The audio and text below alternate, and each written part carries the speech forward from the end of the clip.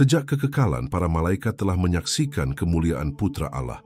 Mereka menyembahnya, melayaninya, dan mengenali di dalamnya keagungan Sang Pencipta, ekspresi kasat mata dari Allah yang tak kasat mata. Mereka menjadi saksi penciptaan ketika Yesus Sang Firman berfirman, "Jadilah terang," dan terang itu pun terwujud. Kejadian pasal 1 ayat 3. Mereka bernyanyi dengan sukacita saat melihat fondasi bumi diletakkan. Ayub pasal 38 ayat 7. Namun yang akan dilihat para malaikat selanjutnya bukanlah penciptaan, melainkan penebusan. Dan penebusan itu bukan dengan terang dan kemuliaan, melainkan dengan darah, penderitaan, dan keheningan.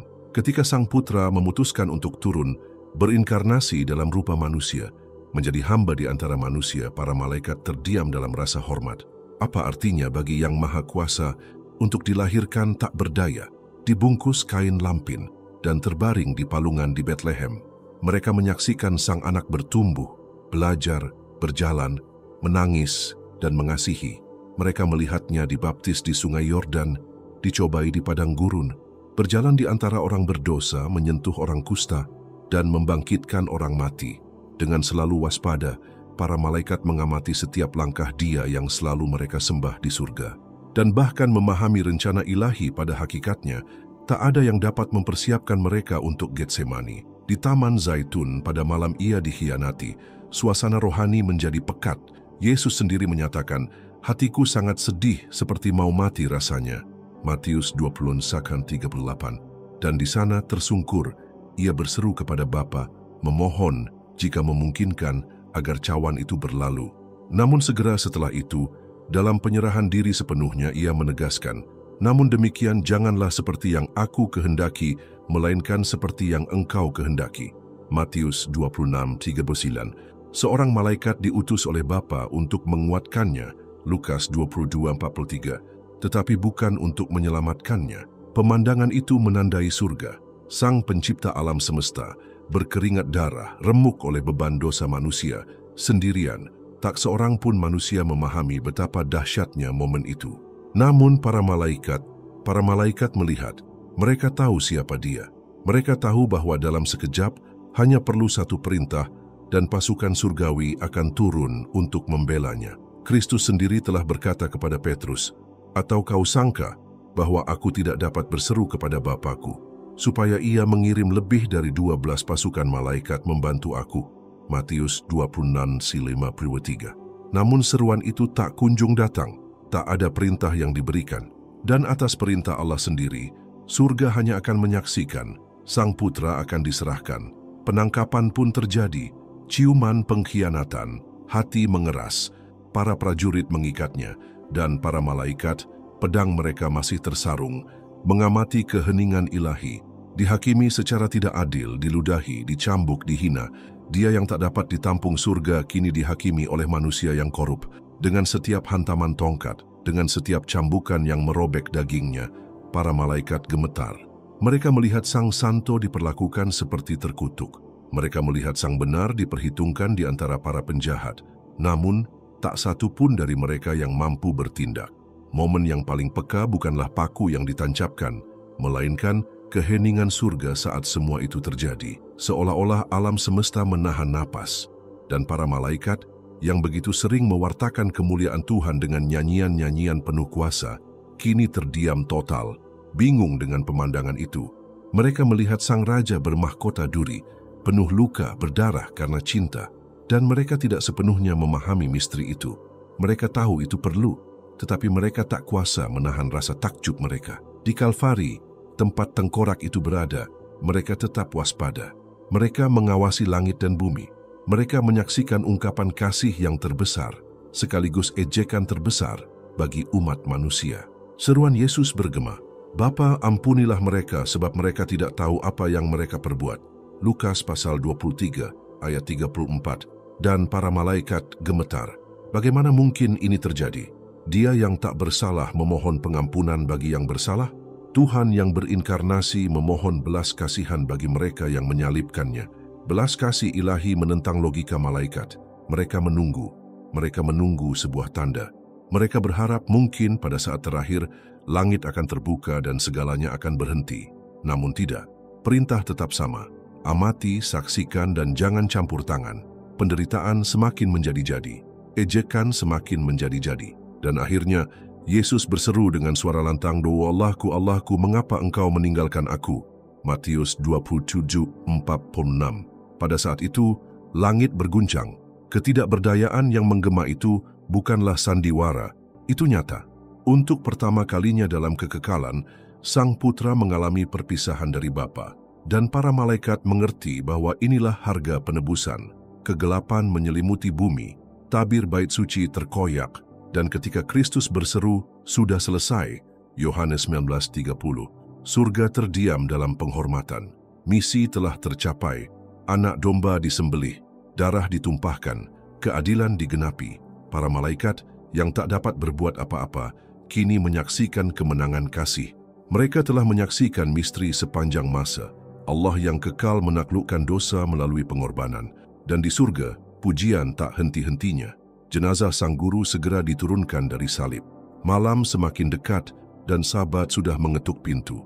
Yusuf dari Arimatea dan Nikodemus, dua murid yang bersembunyi karena takut kepada orang Yahudi, kini dengan berani menyatakan diri mereka dengan menerima tubuh Kristus.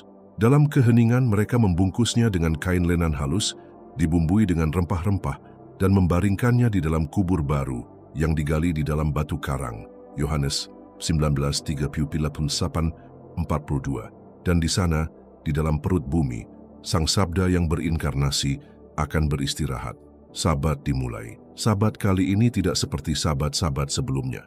Hari itu memang hari istirahat, tetapi istirahat dari duka cita, dari rasa sakit.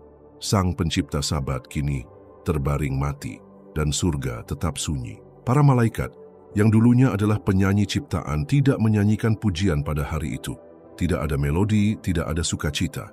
Seolah-olah seluruh alam semesta menahan napas, menantikan akhir dari drama penebusan terbesar.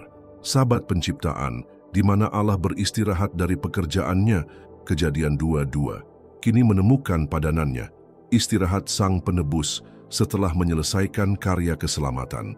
Sementara para murid menangis dan bersembunyi, dunia rohani bergolak karena ketegangan.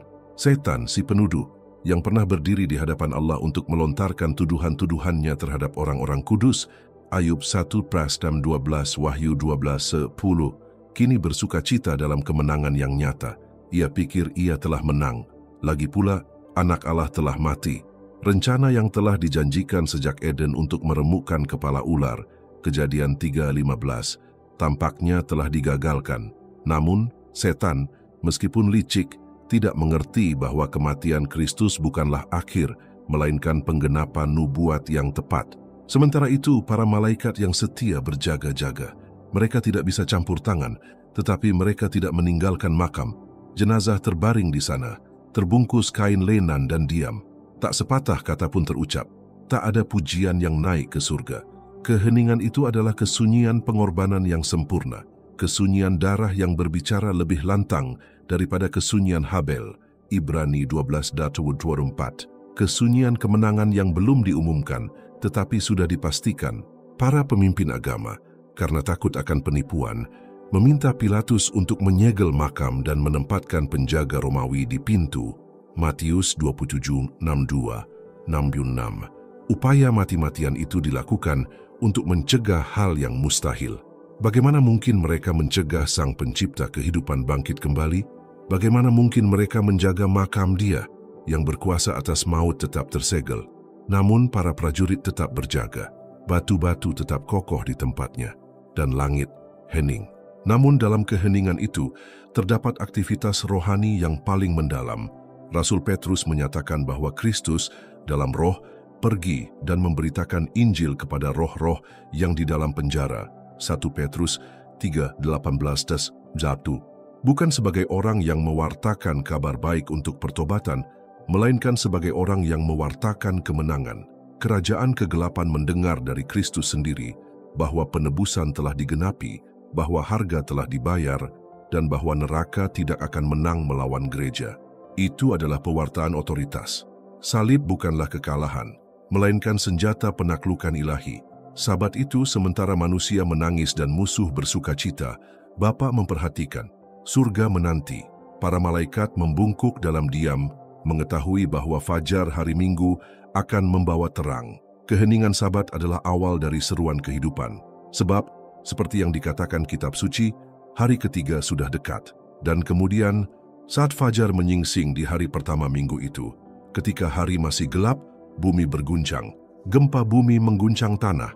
Seorang malaikat Tuhan turun dari surga, menggulingkan batu itu dan duduk di atasnya. Wajahnya bagaikan kilat, dan pakaiannya putih seperti salju. Matius 28:2-3. Para penjaga jatuh seperti orang mati. Keheningan pun pecah. Maut telah dikalahkan. Kubur yang kosong tak lagi membutuhkan kata-kata. Itu adalah khotbah yang hidup tentang kemenangan Allah atas dosa. Yesus telah bangkit, dan pada saat itu para malaikat yang tadinya terdiam di hadapan salib kini bernyanyi dengan sukacita yang tak terlukiskan. Dia yang telah mati sebagai anak domba kini bangkit sebagai singa. Dia yang telah direndahkan dalam rasa malu kini ditinggikan dalam kemuliaan. Surga tak lagi mampu menahan diri. Pujian meledak. Para malaikat berseru, "Dia hidup." Sabat ini karenanya menjadi lebih dari sekadar hari berkabung. Sabat ini menjadi garis pemisah dalam sejarah antara kematian dan kehidupan, antara keheningan nyata Allah dan manifestasinya yang mulia. Surga dalam keheningan mempersiapkan seruan kekekalan. Batu yang terguling adalah meterai pembebasan umat manusia, dan para malaikat, penjaga kemuliaan, saksi darah, kini merayakan kebangkitan dengan nyanyian surgawi. Salib bukanlah akhir, keheningan Sabat bukanlah penguburan harapan. Itu hanyalah persiapan untuk pewartaan terbesar yang akan didengar langit dan bumi. Mengapa kamu mencari Dia yang hidup di antara orang mati? Ia tidak ada di sini, Ia telah bangkit. Lukas 24:5-6. Dan para malaikat yang kini tidak lagi diam mengumumkan kepada dunia apa yang akan mengubah segalanya selamanya. Setelah kebangkitan, Yesus tetap bersama murid-muridnya selama 40 hari, menyatakan dirinya hidup melalui banyak bukti yang tak terbantahkan, berbicara tentang hal-hal yang berkaitan dengan kerajaan Allah. Kisah Para Rasul 1:13. Ia berjalan bersama mereka, makan bersama mereka, memulihkan iman orang yang penakut, dan meneguhkan kembali janji-janji kekal. Namun puncak misinya di bumi tidak akan berakhir hanya dengan kebangkitan, tetapi dengan kenaikannya yang mulia ke surga, sebuah peristiwa agung yang akan memeteraikan kemenangannya dan memicu perayaan malaikat terbesar sepanjang masa. Adegan yang digambarkan dalam kitab suci merupakan salah satu keagungan yang tak tertandingi. Di Bukit Zaitun, di hadapan mata para murid yang terkesima, Yesus mulai naik, bukan sebagai orang yang pergi dalam kekalahan, melainkan sebagai raja yang menang dan kembali ke takhtanya. Kiskus 1:59-11. Gravitasi tidak menghentikannya. Tak ada kerajaan duniawi yang dapat menghentikan momen ini. Bumi menyaksikannya naik, tetapi surgalah yang sungguh-sungguh menyaksikan kemuliaan kedatangannya. Karena ketika para murid memandang ke atas, dua malaikat menampakkan diri untuk menyatakan kebenaran nubuat. Yesus ini yang terangkat ke surga meninggalkan kamu akan datang kembali dengan cara yang sama seperti kamu melihat Dia naik ke surga. Kismiru 1:11. Saat memasuki alam surgawi, Raja Kemuliaan disambut dengan sukacita yang tak tertandingi. Mazmur 24 yang ditulis berabad-abad sebelumnya oleh Daud bukan sekadar puisi, melainkan nubuat. Angkatlah kepalamu, hai pintu-pintu gerbang. Angkatlah, hai pintu-pintu yang kekal. Maka masuklah Raja Kemuliaan. Mazmur 24:7. Dan para malaikat berseru sebagai jawaban, siapakah Raja Kemuliaan ini? Bukan karena ketidaktahuan, melainkan sebagai bentuk pemuliaan dalam bentuk nyanyian liturgi. Tuhan kuat dan perkasa, Tuhan perkasa dalam peperangan. Dialah Raja yang menang di kayu salib, yang menggagalkan pekerjaan iblis, yang menebus hak manusia untuk hidup kekal. Gerbang abadi terbuka, dan para malaikat yang menyaksikan penyalibannya dalam keheningan kini membungkuk menyembah saat ia masuk dengan penuh kemenangan. Surga, yang tadinya hening pada Jumat Agung, kini bersukacita dalam pujian. Sekumpulan makhluk surgawi yang tak terhitung jumlahnya menyanyikan lagu kemenangan yang baru. Anak domba yang disembelih itu layak untuk menerima kuasa dan kekayaan dan hikmat dan kekuatan dan hormat dan kemuliaan dan puji-pujian. Wahyu 5:12. Setiap suara surgawi bergabung dalam paduan suara ini. Setiap takhta, setiap makhluk, setiap malaikat memuliakan Sang Penebus. Namun, sesuatu yang lebih mendalam terjadi. Yesus sebagai imam besar surgawi tidak masuk dengan tangan kosong. Ia membawa darahnya sendiri sebagai persembahan yang definitif dan sempurna di hadapan Bapa. Ibrani 9:11-12. Ia mempersembahkan penebusan yang sempurna. Darah yang tertumpah di kayu salib kini menjadi kesaksian hidup di hadapan takhta kekal yang membatalkan setiap tuduhan terhadap umat pilihan. Anak domba yang mengorbankan dirinya kini memerintah, dan para malaikat menyaksikan penerimaan penuh Bapa atas pengorbanan itu. Keadilan dipuaskan, kasih karunia dilepaskan, rekonsiliasi antara Allah dan manusia dimeteraikan. Dalam konteks yang mulia ini, Yesus mengambil posisi baru di sebelah kanan Bapa, ditinggikan di atas segala nama yang disebut. Filipi 2:19-11. Para malaikat kini melayaninya, bukan hanya sebagai putra yang kekal, tetapi juga sebagai Tuhan yang menang sebagai manusia dan memuliakan nama Bapa dalam ketaatan penuh. Kemanusiaan yang terwakili dalam Dia kini ditinggikan. Kristus adalah Adam yang baru, dimuliakan dan diterima, dan di dalam Dia, janji pemuliaan kita di masa depan dijamin. Oleh karena itu, perayaan surgawi juga merupakan proklamasi kenabian. Para malaikat tidak hanya memuji apa yang telah Kristus capai, mereka juga merayakan apa yang masih harus Ia capai, karena kenaikannya adalah jembatan menuju kedatangannya kembali. Dan sama seperti mereka melihatnya naik, Ia akan kembali, bukan lagi dalam kehinaan, melainkan dalam kemuliaan yang tak terlukiskan, disertai oleh berjuta-juta malaikat dengan kuasa dan kemuliaan yang besar. Matius 24:30-31. Seluruh surga dikerahkan untuk peristiwa ini. Para malaikat yang menyambutnya pada saat kenaikannya akan menyertainya pada saat penyempurnaan, dan dalam rentang waktu antara kenaikan dan kedatangan kedua, para malaikat tetap aktif. Mereka diutus sebagai pelayan bagi mereka yang akan mewarisi keselamatan. Ibrani 1:14. Mereka melindungi, menguatkan, mewartakan, berperang di surga bagi orang-orang kudus, berpartisipasi dalam peperangan rohani yang tak kasat mata. Daniel 10:12-13, dan merupakan pelaksana penghakiman di akhir zaman. Wahyu 8 dan 16. Mereka tidak mengabaikan drama duniawi. Sebaliknya, mereka dimobilisasi di garis depan pertempuran kosmik yang dahsyat. Surga tidaklah acuh tak acuh. Para malaikat yang merayakan kedatangan Yesus ke dalam kemuliaan kini bersiap untuk kedatangannya kembali. Dan gereja di bumi perlu memahami skenario rohani ini. Kita tidak sendirian. Ada bala tentara surgawi, ada kemuliaan yang menanti kita, ada kerajaan yang sedang beroperasi penuh. Kenaikan Kristus hanyalah awal dari penyempurnaan akhir. Dan para malaikat yang dulu diam di hadapan salib, kini dengan lantang menyatakan bahwa kemenangan telah ditetapkan. Tinggallah bagi kita untuk berjaga-jaga, percaya dan menantikan, karena Raja Kemuliaan akan segera datang kembali. Dan sekali lagi surga dan bumi akan bersatu dalam pujian kekal. Menjelang klimaks zaman kenabian, Kitab Suci menyingkapkan dengan semakin jelas peran penting para malaikat dalam penyempurnaan tujuan-tujuan ilahi. Bukan hanya sebagai penonton, melainkan sebagai pelaksana aktif ketetapan. Yang Maha Tinggi, para malaikat muncul sebagai tokoh sentral dalam adegan eskatologis. Dari peniupan sangkakala dalam kitab Wahyu hingga penghakiman terakhir, kehadiran malaikat meresapi seluruh narasi kenabian dengan otoritas, kuasa, dan penghakiman.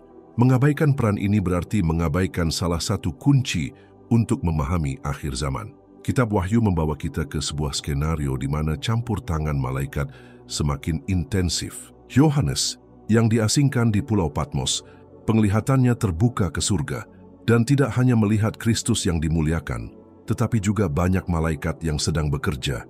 Dalam pasal 7, misalnya, 4 malaikat diutus untuk menahan angin kehancuran hingga hamba-hamba Allah dimeteraikan di dahi mereka. Tindakan ini menunjukkan sifat protektif para malaikat dalam menghadapi penghakiman yang akan datang, serta ketundukan mereka yang sempurna pada waktu ilahi.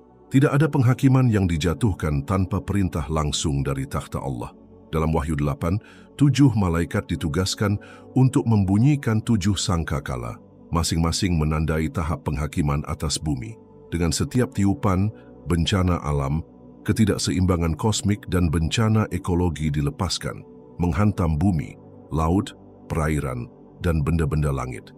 Ini adalah penghakiman yang spesifik, progresif, dan tidak dapat diubah. Para malaikat bukanlah agen yang netral. Mereka bertindak sebagai pewarta murka Allah yang kudus terhadap dunia yang memberontak. Dengan setiap tindakan, kita melihat bahwa penghakiman bukanlah buah dari kekacauan, melainkan dari tatanan surgawi yang diatur di bawah perintah Anak Domba yang membuka meterai-meterai. Wahyu 5. Para malaikat juga memainkan peran yang menentukan dalam peperangan rohani kosmik. Dalam Wahyu 12, kita dibawa ke balik layar pertempuran ini. Maka timbullah peperangan di sorga. Mikael dan malaikat-malaikatnya berperang melawan naga itu, dan naga itu beserta malaikat-malaikatnya berperang. Ayat 7. Mikael, sang penghulu malaikat, muncul sebagai pemimpin bala tentara surga, menghadapi setan, penuduh saudara-saudaranya, dan para roh jahatnya. Peperangan ini bukanlah simbolis, melainkan nyata dan memiliki implikasi langsung di bumi. Celakalah kamu, hai bumi dan laut, karena iblis telah turun kepadamu dalam geramnya yang dahsyat, karena ia tahu bahwa waktunya sudah singkat. Ayat 12. Peperangan rohani ini mengakibatkan semakin intensifnya penganiayaan terhadap orang-orang kudus, tetapi juga menandakan bahwa waktu bagi binatang itu telah dihitung. Selain penghakiman dan peperangan, para malaikat juga merupakan para penuai akhir zaman. Yesus sendiri menyatakan hal ini dalam perumpamaan tentang gandum dan lalang. Ladang adalah dunia, gandum yang baik melambangkan anak-anak kerajaan, dan lalang melambangkan anak-anak si jahat. Anak manusia akan menyuruh malaikat-malaikatnya, dan mereka akan mengumpulkan segala sesuatu yang menyesatkan, dan semua orang yang melakukan kejahatan dari dalam kerajaannya. Matius 13:3-41. Pemisahan ini akan dilaksanakan dengan ketepatan ilahi. Tidak ada ketidakadilan yang akan diabaikan, tidak ada orang pilihan yang akan terhilang. Para malaikat akan membedakan dengan sempurna antara mereka yang menjadi milik kerajaan dan mereka yang telah menolaknya. Dalam Wahyu 14, sekelompok malaikat lain memasuki tempat kejadian dan menyampaikan pesan-pesan penting.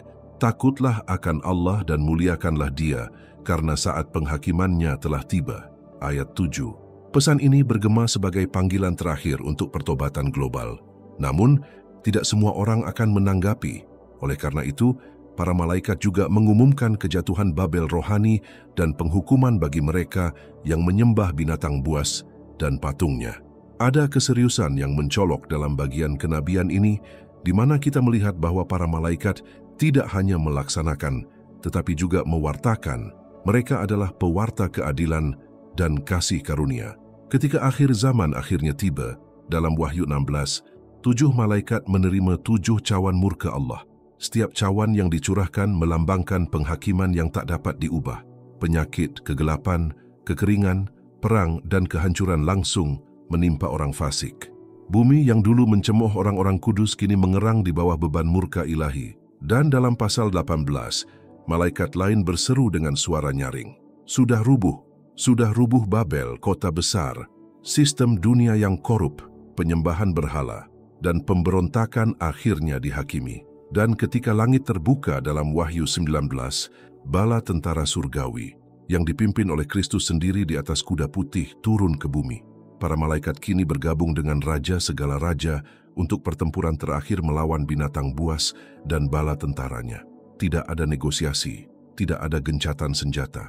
Nasib telah ditentukan. Binatang buas itu dilemparkan ke dalam lautan api, setan dipenjarakan, dan para malaikat menyaksikan keadilan takhta kekal ditegakkan.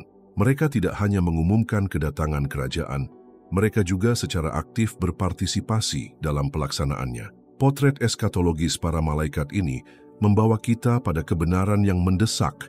Kita hidup di zaman profetik, di mana segala sesuatu sedang dipersiapkan untuk fase akhir sejarah manusia. Aktivitas malaikat bukanlah sesuatu yang jauh atau sekadar spiritual. Aktivitas itu hadir, nyata, dan akan semakin intensif seiring terungkapnya peristiwa-peristiwa akhir. Kita perlu mengenali tanda-tandanya, memahami peperangan rohani yang mengelilingi kita, dan memihak anak domba. Umat Allah harus ingat bahwa bahkan di tengah kekacauan, ada ketertiban di surga. Para malaikat sudah bergerak, sangkakala akan berbunyi, panen akan tiba, penghakiman akan adil. Dan mereka yang bertahan sampai akhir, mereka yang didapati setia, akan dikumpulkan oleh para malaikat dan dibawa ke kemuliaan kekal. Matius 24:31. Kita tidak sendirian, ada prajurit surgawi yang sedang menjalankan misi, dan Raja segala raja, Tuhan semesta alam akan segera datang. Maranatha.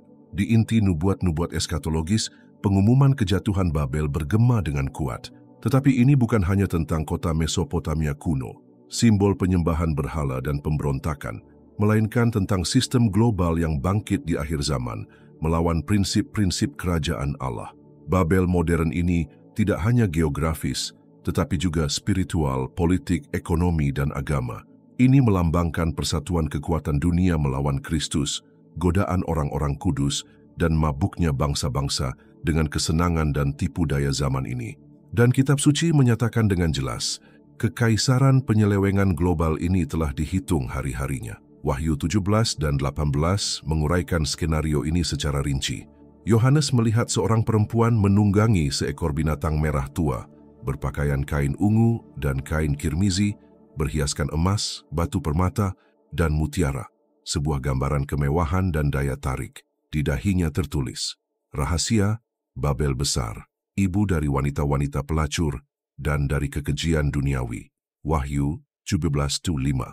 Perempuan ini, yang mabuk darah orang-orang kudus, melambangkan struktur keagamaan yang dilacurkan, yang bersekutu dengan kekuatan politik dan ekonomi dunia.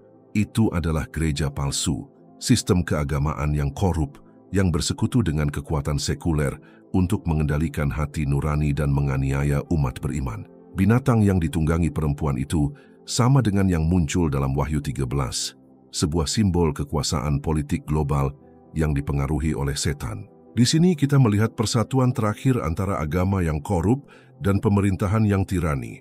Ekumenisme palsu akan muncul, yang mempromosikan perdamaian palsu, toleransi universal, dan penyembahan manusia. Ini akan menjadi konsolidasi misteri kedurhakaan yang telah bekerja sejak zaman para rasul, 2 Tesalonika 2:7, yang kini sepenuhnya terwujud dengan penyingkapan antikristus. Namun, Allah tidak akan membiarkan sistem ini bertahan. Wahyu 18 dimulai dengan seruan malaikat yang penuh kuasa. Sudah rubuh Babel, kota besar itu. Ia telah menjadi tempat kediaman roh-roh jahat dan tempat bersembunyi semua roh jahat. Ayat 2. Penghakiman datang dengan kekuatan tiba-tiba dan tak dapat diubah lagi. Seluruh sistem perdagangan, politik, dan agama yang telah menyesatkan bangsa-bangsa akan runtuh. Raja-raja di bumi yang telah berzina dengannya akan menangis melihat kehancurannya, dan para pedagang akan meratap karena tidak ada seorang pun yang membeli barang dagangannya lagi. Ayat 11. Ekonomi global runtuh, perdagangan jiwa manusia, kemewahan dan kesenangan, semuanya dilalap api penghakiman ilahi. Pada titik ini ada panggilan mendesak dari surga. Pergilah kamu, hai umatku, pergilah daripadanya, supaya kamu jangan mengambil bagian dalam dosa-dosanya dan jangan turut ditimpa malapetaka-malapetakanya. Wahyu 18:4. Inilah salah satu peringatan paling serius dalam seluruh kitab suci bagi umat Allah di akhir zaman. Ini bukan saatnya untuk bernegosiasi dengan sistem. Ini bukan saatnya untuk mencari kenyamanan, penerimaan, atau kemakmuran dalam struktur Babel modern. Ini saatnya untuk berpisah. Allah memanggil umatnya kepada kekudusan, kepada perbedaan, kepada perlawanan profetik. Mereka yang terus bermain-main dengan roh zaman ini akan ditelan olehnya. Pemisahan rohani ini merupakan tema yang berulang dalam nubuat. Yesus berbicara tentang pemisahan antara gandum dan lalang, antara hamba yang baik dan yang jahat, antara gadis yang bijaksana dan yang bodoh. Paulus menasihati jemaat Korintus, "Keluarlah kamu dari antara mereka, dan pisahkanlah dirimu dari mereka, firman Tuhan. Janganlah menjamah apa yang najis, maka aku akan menerima kamu." 2 Korintus 6:17. Kejatuhan Babel akan menandai saat di mana tidak akan ada lagi ruang untuk kenetralan. Anda bersama anak domba atau bersama binatang itu, Anda dimeteraikan oleh Allah atau ditandai oleh binatang itu, tidak akan ada ruang bagi mereka yang ragu-ragu. Patut dicatat bahwa Babel modern tidak hanya menganiaya tetapi juga menggoda. Senjata terhebatnya adalah kehalusan. Ia menawarkan kemakmuran, pengakuan, kebebasan berekspresi, kemajuan, tetapi semuanya dengan syarat seseorang tunduk pada logikanya. Ia adalah sistem yang menentang Kristus, tidak selalu dengan senjata, tetapi dengan doktrin palsu, relativisme moral, penyembahan berhala sains, dan janji-janji perdamaian dan keamanan yang Paulus sebut benteng-benteng yang bangkit melawan pengenalan akan Allah. 2 Korintus 10:4-5. Oleh karena itu, ketajaman rohani akan sangat penting bagi orang-orang kudus di akhir zaman. Dalam teks nubuat, kejatuhan Babel dirayakan di surga dengan sorak-sorai yang meriah. Wahyu 19 dimulai dengan banyak orang berseru, Haleluya! Keselamatan dan kemuliaan dan hormat dan kuasa adalah pada Tuhan, Allah kita. Sebab benar dan adil segala penghakimannya, sebab ia telah menghakimi pelacur besar itu. Ayat 1-2. Bagi orang-orang kudus yang teraniaya, penghakiman atas Babel merupakan respons ilahi terhadap ketidakadilan. Bagi para martir, penghakiman itu merupakan pembenaran iman mereka. Bagi gereja yang setia, penghakiman itu merupakan tanda bahwa kerajaan Allah akan segera ditegakkan sepenuhnya. Oleh karena itu, umat Allah perlu memahami bahwa Babel modern sedang bekerja dan pengaruhnya semakin besar setiap hari. Kita menyaksikan kebangkitannya di segala bidang, ideologi, budaya, teknologi, spiritualitas, platform digital, pemerintahan globalis, sistem keuangan, media, pendidikan, semuanya mengarah pada pembangunan sistem ini. Namun Allah telah menetapkan sistem itu akan runtuh, dan keruntuhannya akan terjadi secara tiba-tiba, seperti batu yang dilemparkan ke laut. Mengingat hal ini, gereja tidak dapat tidur. Ini adalah masa penyucian, masa untuk memutuskan persekutuan dengan dunia, masa untuk berpuasa, berdoa, mewartakan Injil, dan melawan. Mempelai Kristus yang sejati sedang bersiap, sementara pelacur besar sedang dihakimi. Roh Kudus sedang memperingatkan, langit sedang bergerak, dan para malaikat sudah siap. Anak domba tidak akan menunda. Sistem yang berlaku saat ini akan diguncang, dan mereka yang tetap setia, bahkan dalam menghadapi tekanan, akan mewarisi kerajaan yang tak akan pernah terguncang. Babel akan jatuh, tetapi orang benar akan berdiri teguh, seperti tiang-tiang di bait Allah mereka. Maranatha, Tuhan akan datang. Dalam terang wahyu eskatologis yang diungkapkan di seluruh pesan ini, sebuah kebenaran muncul dengan bobot profetik dan urgensi rohani. Kita hidup di babak-babak terakhir sejarah manusia, sebagaimana kita mengenalnya. Nubuat-nubuat Daniel, Wahyu, Yesus, dan para rasul bertemu pada satu titik yang sama, masa penderitaan yang hebat, ya, tetapi juga masa manifestasi kerajaan Allah yang mulia. Panggung telah disiapkan, para tokoh mengambil posisi mereka, dan tanda-tandanya tak lagi samar. Tanda-tanda itu berseru di telinga mereka yang memiliki telinga rohani. Bersiaplah, karena Sang Raja akan datang. Setiap poin yang dibahas dalam kajian ini lebih dari sekadar doktrin, melainkan panggilan untuk bertindak. Munculnya pemerintahan dunia, peran aliansi politik, penganiayaan terhadap gereja yang setia di masa mendatang, tipu daya nabi palsu, operasi antikristus, dan kejatuhan Babel global yang akan segera terjadi, bukanlah spekulasi teologis, melainkan kebenaran yang diungkapkan oleh firman Allah yang tak pernah salah. Dan jika semua itu nyata, dan memang demikian, maka respons umat Allah juga harus nyata, tegas, radikal, dan berkomitmen untuk kekekalan. Yesus berkata bahwa pada akhir zaman, kasih banyak orang akan mendingin dan tipu daya akan begitu mendalam sehingga, jika memungkinkan, bahkan orang-orang pilihan pun akan tertipu. Matius 24:12-24. Oleh karena itu, mengetahui nubuat-nubuat saja tidak cukup, seseorang harus diubahkan olehnya. Pengetahuan tanpa kekudusan hanya akan membuat orang menjadi sombong, tetapi pengetahuan yang menuntun pada pengudusan menghasilkan kewaspadaan dan kekuatan rohani. Sudah waktunya untuk kembali berdoa dengan sungguh-sungguh, membaca firman dengan penuh semangat, berpuasa dengan disiplin dan penginjilan yang berani.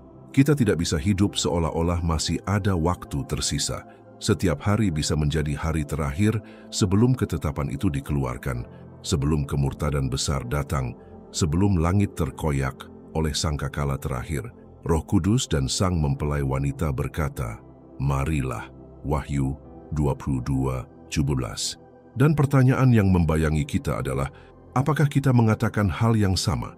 Atau apakah kita masih terikat pada Babel, bergembira dengan kelezatannya, terpesona oleh emasnya, dan terlena oleh janji-janjinya? Waktu untuk bersikap netral telah berakhir. Barang siapa yang kudus, biarlah ia tetap kudus. Barang siapa yang tidak benar, biarlah ia tetap tidak benar. Wahyu 22:11. Pemisahan telah dimulai di balik layar yang tak terlihat. Yang terbentang di hadapan kita bukan hanya akhir zaman, melainkan kelahiran langit dan bumi yang baru.